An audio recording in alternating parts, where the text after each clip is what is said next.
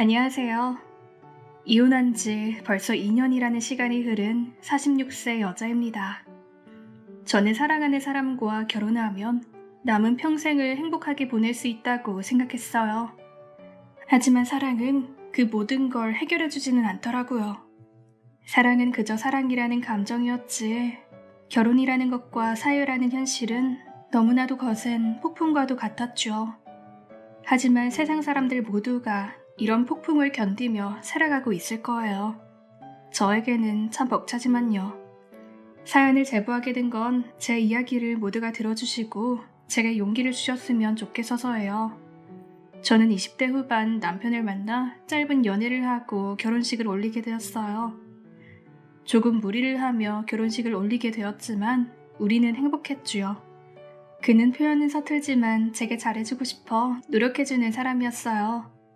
사랑하는 이와 함께 평생을 약속한다는 것만큼 특별한 것이 있을까요? 그렇게 우리는 매일을 행복하게 보냈어요. 하지만 무슨 일인지 아이가 생기지 않았어요. 아직 나이가 많은 것도 아닌데 말이에요. 우리는 간절히 아이를 바랬고 이런저런 시도도 많이 해봤어요. 하지만 우리의 간절함에도 아이는 찾아오지 않았고 시험관 시술을 하기 위해 병원을 찾았습니다. 그때 알게 되었어요. 문제는 제게 있었다는 걸. 다낭성 난소 증후군이 심해 불임이라고 했죠. 난임도 아닌 불임이었어요.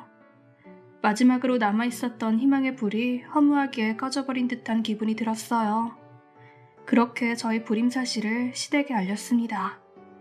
차마 제 입으로는 절대 말할 수가 없어 남편이 대신 이야기하기로 했어요. 여보, 괜찮아. 애 없이 사는 사람이 생각보다 꽤 있는 것 같더라고. 우리도 우리 둘끼리 행복하게 살면 됐지. 저를 위로하는 남편의 말에 눈물이 더 쏟아졌어요. 남편은 집에 도착해 베란다로 나갔어요. 시어머니와 통화를 하기 위해서였죠. 닫힌 창문 너머로 자그마하게 들리는 소리는 결코 좋은 내용은 아니었음을 알 수 있었죠. 시어머니가 역정을 내는 소리가 수화기를 넘어 들려왔으니까요. 그렇게 우리 부부는 아이 없이 우리끼리 행복하게 잘 살자는 다짐을 하게 되었습니다. 얼마 지나지 않아 저는 갈비집을 차리게 되었어요. 결혼 전부터 준비해온 일이었고 제 힘으로 가게를 운영하고 싶은 욕심이 있었어요. 남편은 일 때문에 지방으로 자주 출장을 다니게 되어 우리는 거의 주말 부부였어요. 개업하고 굉장히 바빠져 저는 눈코 뜰 새 없게 되었죠. 남편과 통화도 제대로 못하는 건 물론 문자를 할 시간조차 없었어요. 그러던 어느 날 시어머니가 가게에 방문하셨어요. 어머니, 여긴 웬일이세요? 식사하러 오셨어요? 반갑게 맞이하는 저를 못마땅하다는 듯이 위아래로 훑고는 가게 오픈했대서 한번 와봤다. 너는 어떻게 된 애가 먼저 연락을 한번 안 하니? 먼저 오라고 했어야지. 내가 이렇게 먼저 왔었어야겠니? 여기요, 소주 한 병 주세요. 아, 네, 가요. 어머니 죄송해요. 제가 바빠가지고. 잠시만 앉아 계시면 뭐라도 대접해드릴게요. 저는 다시 바삐 일하기 시작했습니다. 기다리셨죠? 소주 한 병 여기요. 고기 뒤집어 드릴게요. 여기는 젊은 아가씨가 사장인가? 아주 미인이시네. 네? 아, 감사합니다. 고기는 우리가 구울 테니까 가서 쉬어요. 식당 일도 바빠 보이는데. 그래도 구워드릴 수 있어요. 가서 쉬라니까. 얼른 가요. 손님은 제 손에 있던 집게를 가져가 본인이 굽기 시작했어요. 저는 그 덕에 다른 테이블들을 신경 쓸 수 있었죠. 얼마 후 아까 그 손님들이 계산을 하기 위해 다가왔습니다. 계산할게요. 네, 54,000원입니다. 여기 카드요. 그리고 여기 제 명함이요. 그쪽 마음에 들어서 그런데 언제 끝나요? 같이 커피라도 한잔 하는 건 어때요? 아, 제가 유부녀라서요. 죄송합니다. 그래도 좋게 봐주셔서 감사해요. 다음에 또 오세요. 저는 황급히 계산대를 떠나 시어머니에게로 갔어요. 시어머니는 저를 빤히 보며 누군가와 통화를 하고 있었습니다. 아, 바쁘신가 보다. 하고 다시 저는 일을 했고 다시 시어머니를 뵈러 갔을 땐 이미 가고 안 계셨어요. 다음에 오시면 꼭 잘 챙겨드려야겠다고 생각하고 저도 집에 갈 준비를 했죠. 다음날 남편이 가게로 찾아왔어요. 가게 오픈 준비를 하던 저는 남편이 그렇게 반가울 수가 없었죠. 남편을 못 본 지 일주일이 다 되어갔기 때문이었습니다. 여보, 어떻게 온 거야? 일이 남아서 며칠 더 걸린댔잖아. 기뻐서 들뜬 목소리로 말하는 제게 남편은 무섭게 정색을 하며 말했어요. 당신 나 없다고 살판 났나 봐? 처음 들어보는 남편의 무서운 표정과 차가운 목소리에 저는 겁을 먹고 움츠렸어요. 왜 그래? 무슨 소리야? 엄마가 그러더라. 너 고기만 파는 게 아니라 남자들한테 웃음 팔고 얼굴 팔아먹는다고. 그렇게 장사하고 있다고. 남자들한테 둘러싸여서는 아주 살판 났다고. 그게 무슨 소리야? 난 어제 일만 하고 있었는데. 남편은 지방 내려가서 뼈 빠지게 일하는데 당신은 그렇게 남자들한테 정신이 빠져서는 제정신이야 네가? 당신 유부녀야. 정신 차려. 알겠어? 여보, 그게 아니라니까. 난 절대 그런 적이 없어. 그럼 우리 엄마가 거짓말이라도 했다고? 넌 그렇게 시모까지 욕하면서 네 죄를 부정하고 싶어? 아니면 이미 만나는 남자라도 있니? 무슨 남자야. 난 당신밖에 없는 거 알잖아. 나 정말 일만 했어. 갑작스러운 추궁과 의심에 너무나 당황스럽지만 어서 이 오해를 풀어야 했습니다. 날 못 믿겠으면 오늘 하루 종일 가게에 있어도 좋아. 제 말에 남편은 지켜보겠다며 한 구석에 자리를 잡고는 저를 노려보기 시작했어요. 저는 가게를 열고 손님 받을 준비를 했습니다. 잠시 후 식당에 손님들이 들어오기 시작했어요. 안녕하세요. 이쪽으로 안내드릴게요. 메뉴판 여기요. 여보, 이리 와봐. 잠시만, 나 일. 얼른 오라고. 잠시만요. 죄송합니다. 금방 올게요. 갑자기 급히 저를 부르는 남편에게 다가갔어요. 왜? 무슨 일이야? 지금 나 얼른 가서 주문 받아야 돼. 엄마가 무슨 말 하는지 딱 알겠네. 당신 앞으로 남자 손님 와도 인사하지 마. 웃지도 마. 다른 직원 고용해서 그 직원한테 시켜. 알겠어? 뭐? 알겠어. 저는 바쁜 이 와중에 더 이상 쓸데없는 입씨름을 하기 싫어 그냥 알겠다고 했고 남편은 그제서야 만족스럽다는 듯이 웃고 집으로 돌아갔어요. 그리고 저는 밤 11시가 되어서야 퇴근을 했어요. 집에 도착하자 남편은 거실에 앉아 저를 기다리고 있었고 오늘은 무슨 일이 있었는지, 남자 손님이 왔을 때 어떻게 대처했는지, 남자 손님이 말을 걸진 않았는지 등을 검사하기 시작했어요. 그리고 매일 자신에게 보고하라고 했죠. 출근할 때 옷차림도 정해주는 대로 입고 가라고 했고요. 남편이 의처증이 의심됐지만 서로 자주 많이 떨어져 있기도 했고 남편이 절 걱정하는 거라고 생각하며 이해하려 했습니다. 그렇게 생활하기를 몇 년, 시간이 지나면 괜찮아질 거라고 생각했지만 남편의 의처증은 날이 갈수록 더 심해졌어요. 제 핸드폰을 전부 뒤져보기도 했고 모르는 번호로 전화가 걸려오면 다짜고짜 심한 욕설을 하며 너 누구냐고 소리를 치고 난리가 납니다. 결국 남편은 일을 그만뒀어요. 저를 감시해야 한다면서요. 영 못 믿었다면서요. 저는 그런 남편에게 너무나 지쳐 있었습니다. 매일이 감시당하고 검사받고 보고를 해야 하는 일상이 되어 있었으니까요. 시간이 흘러 이제는 아줌마가 되어버린 제게 문자가 왔어요. 대학교 동기 모임이 있으니 다들 참석해달라고요. 와, 이게 얼마만이야. 애들 다 잘 지내려나? 그립다 그 시절. 저는 동기 모임에 가고 싶었지만 남편이 마음에 걸렸어요. 가지 못하게 할 것 같았거든요. 그래도 믿져야 본전이라고 말을 꺼내보기로 했죠. 여보, 나 대학교 동기 모임에 가도 돼? 당신 대학교?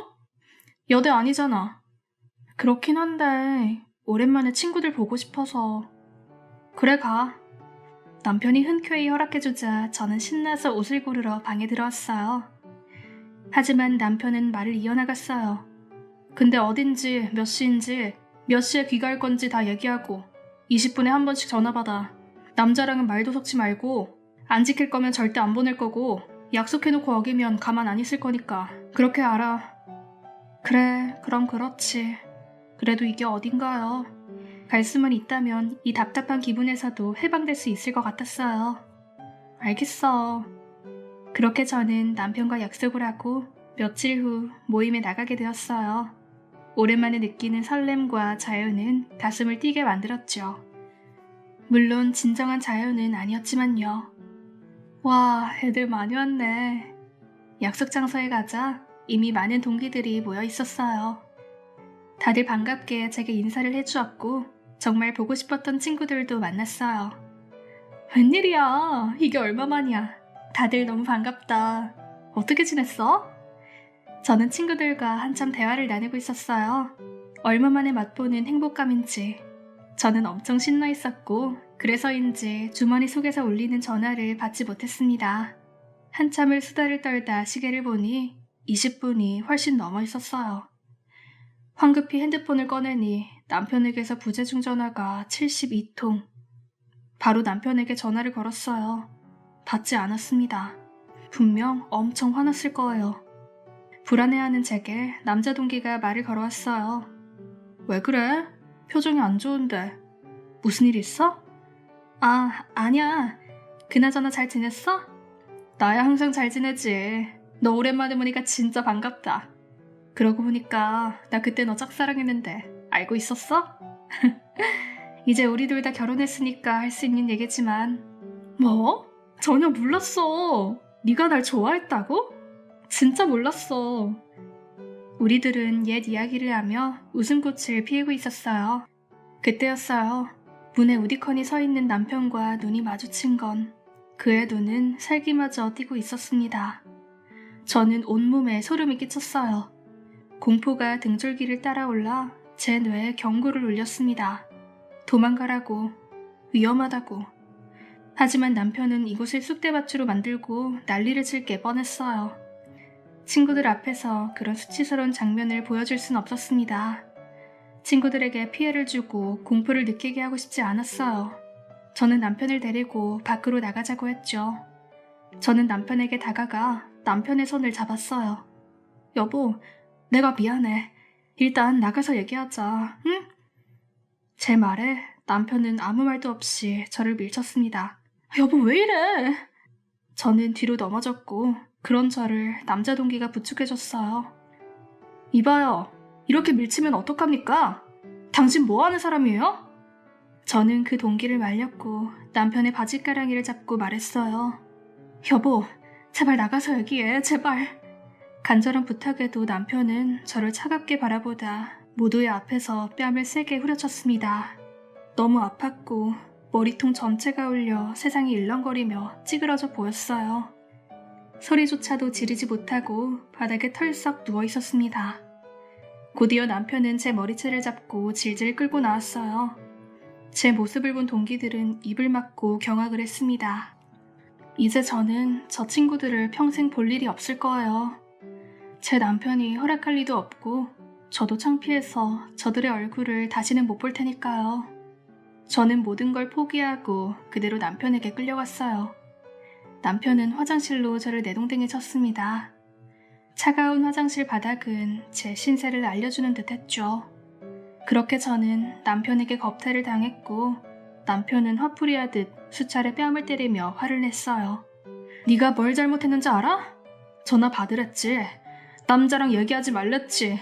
근데 남자랑 웃으면서 얘기를 해? 걱정하는 내 마음을 네가 알아? 이 이기적인 년아. 그렇게 남자가 좋아? 어?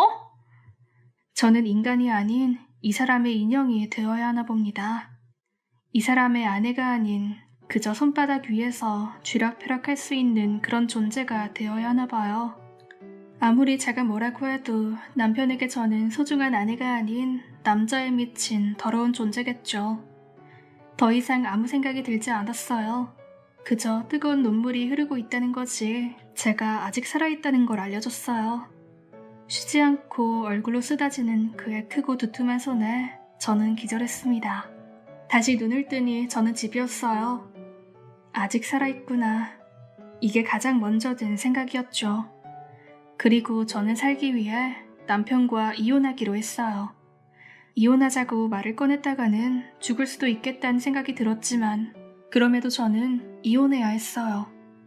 집에는 아무도 없었고 지금이 기회라는 생각이 들었죠. 지금이 아니면 영영 나는 집에서 못 나갈 수 있다는 생각마저 들었습니다. 저는 몸 곳곳에 무차별하게 남은 폭력의 흔적을 주렁주렁 매단 채 경찰서로 달려갔어요. 살려달라고, 도와달라고, 이혼하게 도와달라고요. 맨발로 뛰어들어온 저를 보고 놀란 경찰관들은 못지않아도 무슨 일인지 알아차린 듯 저를 경찰서 안쪽에 숨겨줬습니다. 그가 남긴 폭력의 흔적 덕분에 생각보다 일은 쉽게 진행되었습니다. 결국 저와 그는 18년의 결혼 생활의 청산에 이혼을 하게 되었고 그에게는 접근 금지 명령이 내려졌습니다. 저는 병원 신세를 지게 되었어요. 머리채를 잡혀 끌려가는 과정에서 여기저기 부딪혀 양 무릎과 다리가 까지고 피멍이 들었고 그의 공격을 방어하느라 팔에는 피멍과 금이 갔고 코뼈가 가라앉아 버렸으니까요. 그렇게 수술과 오랜 입원을 거쳐 겨우 퇴원을 하게 되었습니다. 몸은 아직 완벽히 회복된 건 아니지만 그럼에도 저는 자유라는 생각에 너무 행복해 눈물이 났습니다. 이제 진짜 내 인생을 살 수 있겠다라는 희망에 저는 가슴이 벅찼어요. 그리고 오랜 기간 동안 쉬고 있었던 갈빗집을 다시 운영하기로 했습니다. 저는 하루하루 힘들지만 보람차게 살아가고 있었어요. 그가 다시 저를 찾아오기 전까지는요. 어서오세요.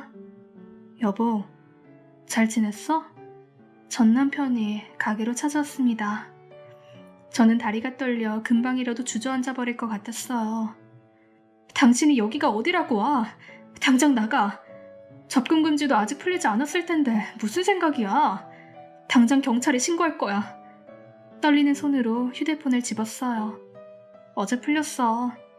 근데 그냥 가줄게. 날 너무 무서워하지 마. 난 당신 남편이잖아. 그렇게 저 멀리 사라지는 것을 확인하고 저는 풀썩 주저앉아 한참을 공포에 떨었습니다. 전 남편이 저를 다시 찾아왔던 그날부터 저는 무언가에 감시당하는 느낌과 퇴근길 누군가가 쫓아오는 느낌을 지울 수가 없었어요. 매일이 아슬아슬한 주리를 걷는 듯 했죠. 그렇게 불안에 떨던 어느 날 식당에서 저 멀리 서서 저를 지켜보는 전 남편을 발견했어요. 역시 저를 지켜보고 있었습니다. 그렇게 매일을 반복했어요. 매일 같은 자리에 서서 저를 지켜보고 퇴근할 때가 되면 사라졌어요. 하지만 저는 알고 있었어요. 퇴근을 하는 순간에도 어디선가 전 남편은 저를 바라보고 쫓아오고 있다는 걸요. 집에서 쉬고 있을 때도 누군가가 문을 두드리고 가버리거나 집으로 시키지도 않은 소국들이 한 무더기 배달되기도 했어요. 전 남편은 이미 제가 어디 사는지 알고 있었어요.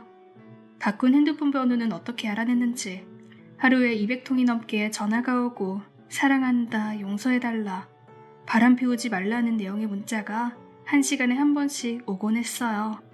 저는 더 이상 안전하지 않았어요. 계속되는 스토킹에 미쳐버릴 것 같았죠. 그리고 저는 인터넷을 뒤졌습니다. 알고 보니 접근금지 명령도 연장이 가능하더라고요. 희망의 줄을 다시 잡게 된 기분이었어요. 경찰서로가 접근금지 명령 연장을 신청했고 그렇게 남편의 손아귀에서 벗어날 수 있었어요. 더 이상 전화도 문자도 오지 않았고 이상한 게 배달되지도 않았어요. 식당 앞에서 저를 지켜보지도 않았습니다. 그렇게 홀가분한 기분으로 일상을 보내던 때 식당으로 전화가 왔어요. 네, 여보세요. 갈빗집입니다. 예, 나다. 아무리 그래도 그렇지. 우리 아들 접근금지 연장을 해? 접근금지 기간 동안 우리 아들이 너한테 피해라도 준 거 있니? 그냥 보고 싶어서 보러 간 거라는데 넌 네 남편이 불쌍하지도 않아? 어쩜 그렇게 독사 같을 수가 있니? 너 그렇게 안 봤는데 아주 독한 년이구나. 나쁜 년. 넌 내가 가만 안 둘 줄 알아. 저와 남편을 이렇게 만들어버린 것도 어찌 보면 다 시어머니의 탓이었는데 이렇게 뻔뻔하게 나올 줄은 몰랐어요. 어처구니가 없는 말들에 대답할 가치가 없어 전화를 끊어버렸습니다. 그날 이후 날이 갈수록 이상하게 손님이 줄었어요. 저희 식당 앞을 지나가며 귓속말을 하거나 손가락질을 하는 등의 행인도 많아졌고요. 손님 유치를 위해 전단지, 할인, 각종 이벤트도 시도해봤지만 돌아오는 건 행인들의 욕설과 텅 빈 식당의 모습이었죠. 아유, 벌이나 받아라. 장사를 그딴 식으로 하면 안 되지. 양심도 없지. 인생 그렇게 살지 마요. 음식 장사를 그렇게 비양심적으로 하면 안 되죠. 이런 데는 빨리 망해버려야 되는데. 이유를 알 수 없는 말들에 저는 시어머니가 한 말이 떠올랐어요.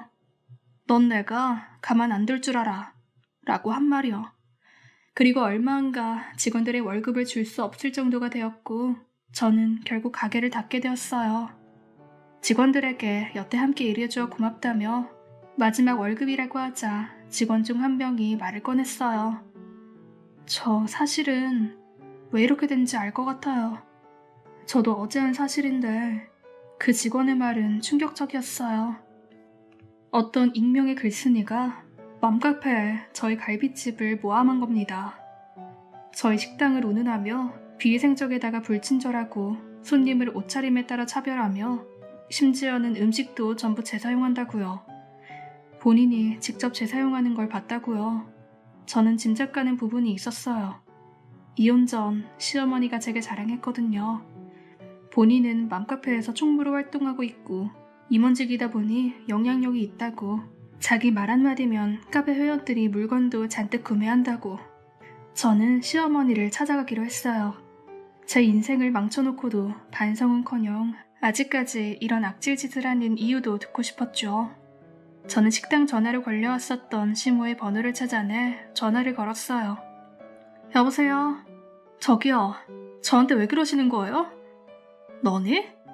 넌 예의도 없구나. 시어머니한테 저기요?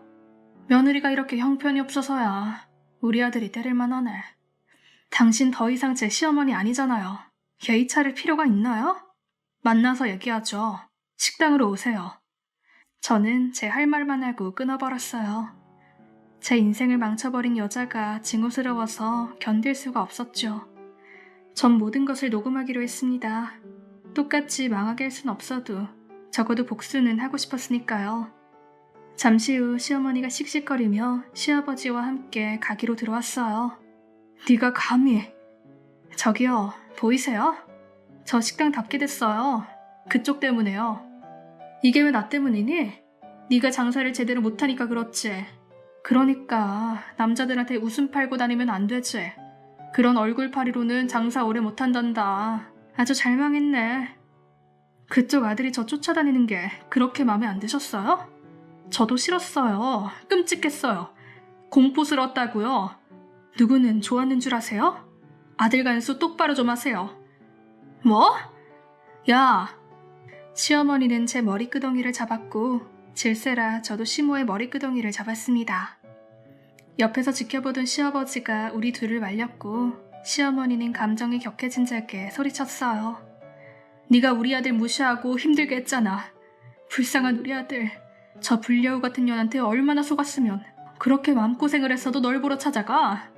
나는 엄마로서 할 일을 한 것뿐이야. 주제도 모르고 우리 아들 내치고 맘 아프게 한 벌을 준 거라고. 제 인생을 망친 이유는 그저 하나겠죠. 제가 마음에 들지 않았을 거예요. 불임이라 손주를 못 보는 것도 마음에 안 들었을 테고 장사하면서 남자들에게 대시받는 것도 꼴보기 싫었을 거예요. 장사한답시고 바쁘게 지내며 시댁한테 설설 기지 않으니 그것도 못마땅했을 거예요. 장사하느라 바빠 자기 아들 밥도 안 챙겨줄까봐 신경질이 났을 거죠. 그냥 제 모든 게 마음에 안 들었을 탓일 거예요. 악을 쓰며 난리를 치는 시모를 시부가 끌고 나갔습니다. 차갑고 조용한 망해버린 식당에서 저는 홀로 주저앉아 오열을 했어요. 내 인생은 어디서부터 이렇게 된 걸까? 사랑하는 사람과 만나 결혼해 행복했어야 했던 내 인생은 어쩌다 이렇게 아픈 삶이 되어버린 걸까? 서럽고 또 서러웠어요. 내가 뭘 그렇게 잘못했기에 나를 가만두지 않는지, 난 왜 행복할 수 없어 항상 다른 이의 원망만 듣고 살아야 하는지, 내 인생 자유롭고 행복하게 살아보고자 한 것이 이렇게 큰 대가를 치러야 할 일이었던 걸까요? 저는 눈물을 훔치고 핸드폰을 들었어요. 저는 해야 할 일이 남았습니다. 시모가 임원으로 활동 중인 그 맘카페에 이 모든 걸 폭로할 거예요. 저는 제가 여태 겪은 일들과 시모가 저를 괴롭힌 일들, 그리고 식당에 대한 모함, 마지막으로 방금까지 시모가 악을 쓰며 소리쳤던 녹음 파일을 첨부해 게시했습니다. 이제 제가 할 수 있는 건 다 했어요. 몇 분이 지났을까 핸드폰의 알람이 잔뜩 울리기 시작했죠. 댓글이 엄청나게 달리고 있었어요. 그럼 못된 악마가 이 카페에 총무라고요? 당장 잘라버려야겠네요. 끔찍해요, 글쓴이님. 어떻게 견뎌내셨어요? 응원합니다. 그런 사람의 총무면 비리도 저질렀을 법하네요. 조사해주세요. 여태 혼자서 맞서 싸우고 있던 제게 제 입장에 서서 함께 소리를 내어주는 사람이 있다는 게 믿기지 않았어요. 정말 감사했고 기쁨의 눈물이 나왔죠. 나는 혼자가 아니구나. 용기를 내니 이렇게 도움을 주는 사람들이 있구나. 맘카페 사람들의 도움을 받아 저는 시모를 고소했어요. 업무 방해죄로요. 시모의 악의적인 허위사실 유포로 인해 식당 문까지 닫게 되었기에 금전적 손해배상까지 청구할 수 있게 되었죠.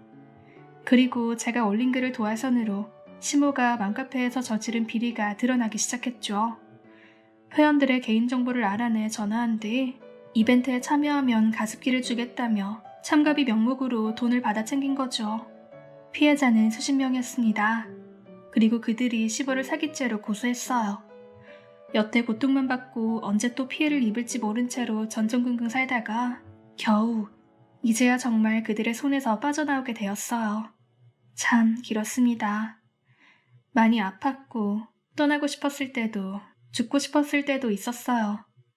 하지만 아등바등 살고자 하니 사라지더라고요. 그런 게 삶인가 봅니다. 비록 매일이 숨이 막히고 고통스러워도 살게 되고 이제 정말 희망은 없다고 생각해도 다시금 새롭게 희망을 되찾게 되는 그런 게 인생인가 봐요. 하지만 제게는 너무나 벅차네요. 저는 이제 다른 사람들처럼 강하지는 못한 거겠죠.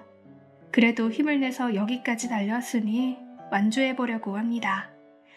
가슴이 찢어질 듯 아프고 더 이상 걸을 기력조차 없어도 살아가야지 어쩌겠어요.